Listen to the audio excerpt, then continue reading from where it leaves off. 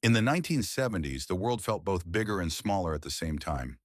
Life moved at a slower pace, measured not in clicks and notifications, but in the turning of seasons and the familiar rhythm of the week.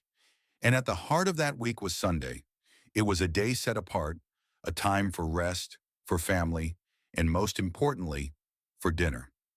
Before the era of endless streaming services and two-day shipping, the week culminated in a gathering around a table laden with dishes that took not minutes, but hours, sometimes even a whole day, to prepare. It was a ritual, a comforting anchor in a rapidly changing world. The first and most quintessential of these was the Sunday roast. A tradition carried over from the old world, the American Sunday roast of the 70s was a sight to behold. A glistening beef roast, cooked slow and low until it was fork tender, would sit proudly in the center of the table, surrounded by a constellation of side dishes. The aroma of roasting meat would fill the house from early in the morning, a fragrant promise of the feast to come. This wasn't just any meal, it was a statement, a testament to the family's prosperity and the mother's skill in the kitchen. The roast was often accompanied by fluffy Yorkshire puddings, a nod to its British origins, which were perfect for soaking up the rich, dark gravy.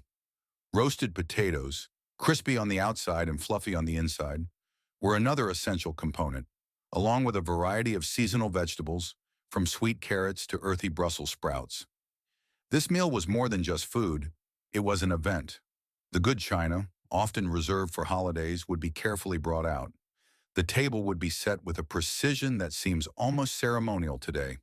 Children dressed in their Sunday best would be on their best behavior, the usual weekday chaos subdued by the quiet solemnity of the occasion.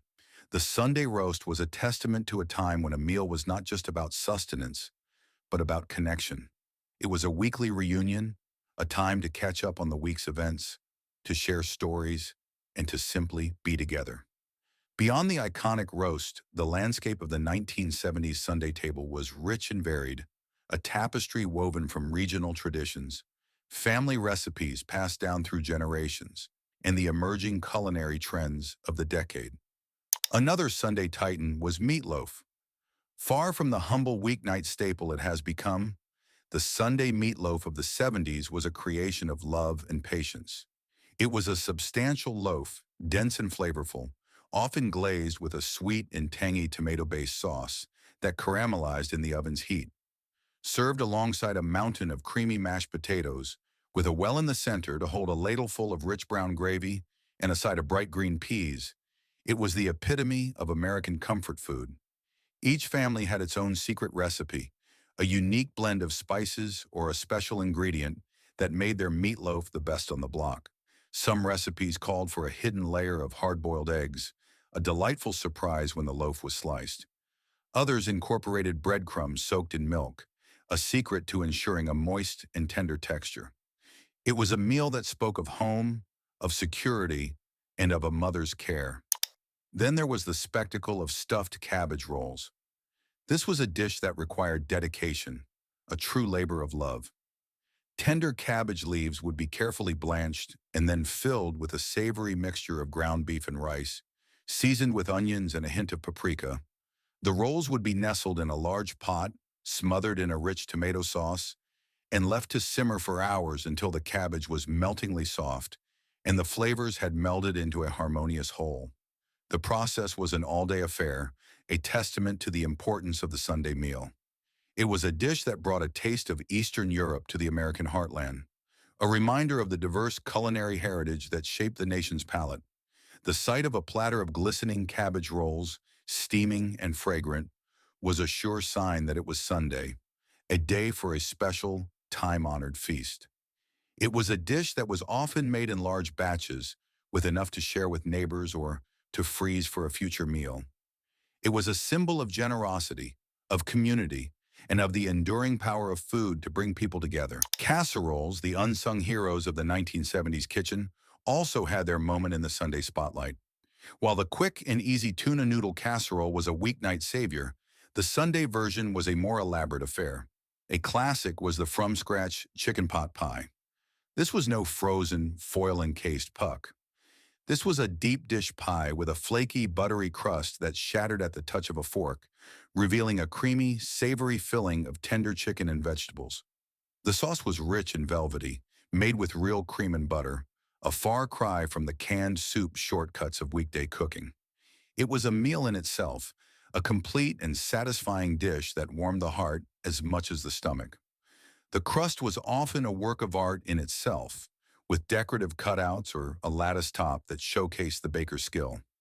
It was a dish that was both humble and elegant, a perfect example of the simple, unpretentious food that defined the era. As the decade progressed, international flavors began to make their way onto the American dinner table, and Sunday was the perfect occasion to experiment.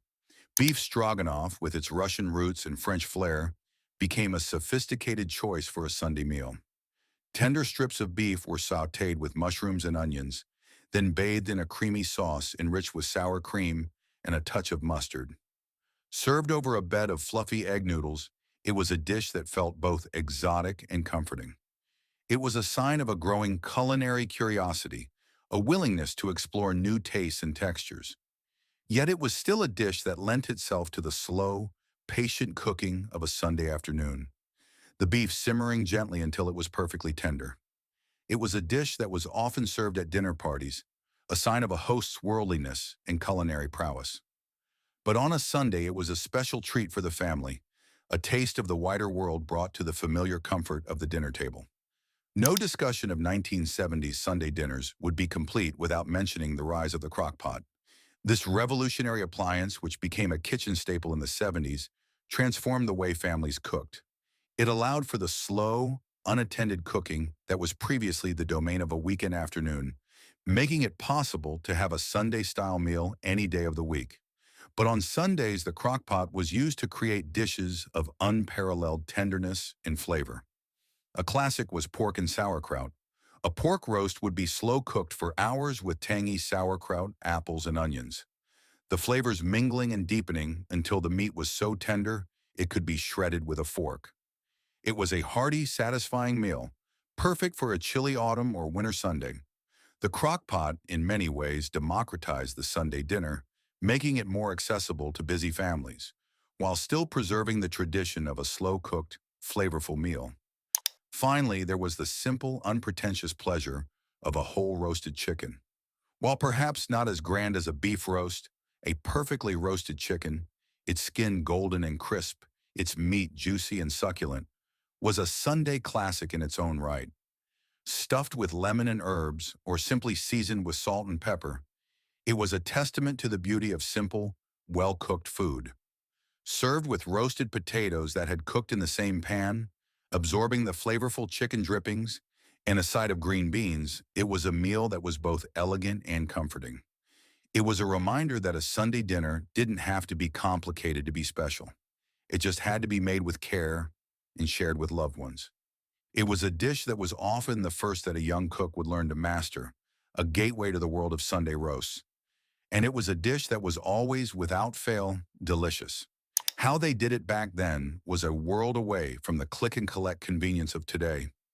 The Sunday dinner of the 1970s was a process, a ritual that began long before the family gathered around the table. It started with the shopping. There were no online grocery delivery services, no sprawling superstores with every conceivable ingredient under one roof.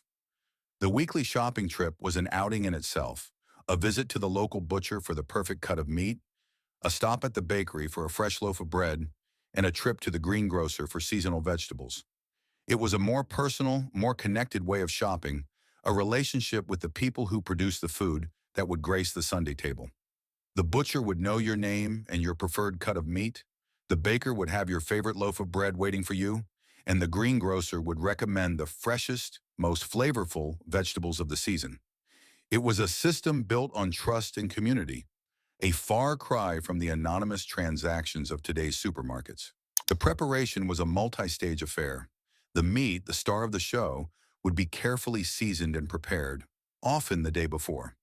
Vegetables would be peeled and chopped, a task often shared by multiple family members, a time for conversation and connection in the kitchen. The dessert, an essential part of the Sunday feast, would be baked from scratch, filling the house with the sweet aroma of cinnamon and sugar. There were no pre-made pie crusts or boxed cake mixes in a 1970s Sunday kitchen. Everything was made with care, from the flaky pastry of the apple pie to the rich frosting on the chocolate cake. The children would often be enlisted to help with the baking, learning the secrets of their mother's recipes, their small hands covered in flour, their faces beaming with pride. The cooking itself was a slow, patient process. Ovens were preheated hours in advance, their steady warmth a comforting presence in the heart of the home. Pots simmered on the stovetop, their contents bubbling gently, releasing fragrant clouds of steam. The kitchen was a hive of activity, a symphony of chopping, stirring, and tasting. It was a sensory experience, a world of sights, sounds, and smells that are all but lost in today's world of microwave meals and takeout dinners. The mother, the undisputed queen of the kitchen, would move with a practiced grace, a culinary conductor orchestrating a symphony of flavors. She would taste and adjust, season and reseason until every dish was perfect. It was a performance, a demonstration of skill and love that was as much a part of the meal as the food itself. The setting of the table was another important part of the ritual. The good tablecloth, often a cherished heirloom, would be carefully ironed and laid out. The fine china and silverware, reserved for special occasions, would be polished and set with precision. There was a sense of occasion, a feeling that this was a meal to be savored, a time to be cherished. Even the children had a role to play, carefully folding napkins or filling water glasses, learning the importance of contributing to the family ritual. It was a lesson in respect, in appreciation, and in the simple, beautiful art of making a meal special. The table would be adorned with fresh flowers, perhaps picked from the garden, or a simple centerpiece that spoke of the season. It was a tableau of domestic beauty, a testament to the care and attention that went into every aspect of the Sunday meal. And then there was the cleanup. With no dishwashers in many homes, the washing and drying of the dishes was a communal affair. The women would gather in the kitchen, their hands immersed in warm, soapy water, their conversation flowing as freely as the running tap. It was a time for female bonding, for sharing stories and advice, for strengthening the ties of family and friendship. The men, meanwhile, would often retreat to the living room to watch a football game or read the Sunday paper, a gentle hum of contentment settling over the house. It was a division of labor that may seem outdated today, but it was a system that worked, a system that allowed for both shared work and shared rest.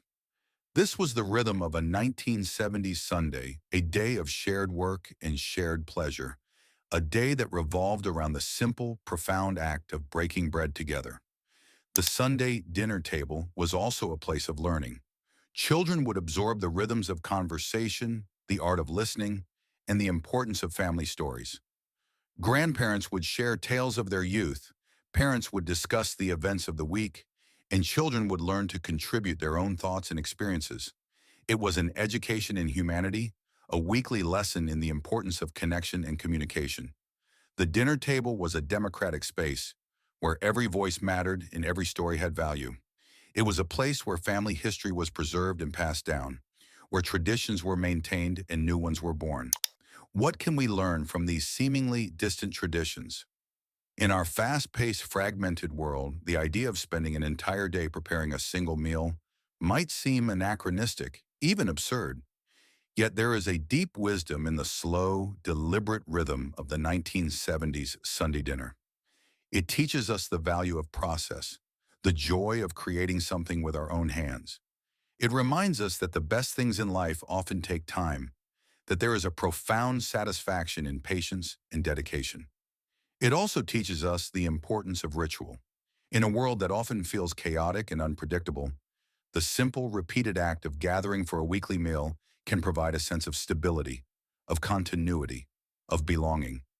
It creates a space for connection, a time to put away our screens and engage with the people who matter most. It fosters a sense of gratitude and appreciation for the food on our table and the hands that prepared it. The 1970s Sunday dinner was more than just a meal. It was a weekly affirmation of family, of community, and of the enduring power of shared traditions. It was a time to slow down, to be present, and to connect with the people in the world around us in a meaningful way. It was a reminder that the most important things in life are often the simplest: good food, good company, and the time to enjoy both. In the end, the Sunday dinners of the 1970s were about more than just the food. They were about the people who gathered to share it. They were about the stories that were told, the laughter that was shared, and the memories that were made. They were a weekly reminder that in a world of constant change, some things remain constant: the love of family, the comfort of home, and the simple, profound joy of a meal shared together. And that is a tradition worth remembering, and perhaps, in our own small ways, reviving. It is a legacy of a time when the heart of the home was not the television screen, but the dinner table. A time when the most important connection was not to a network, but to each other.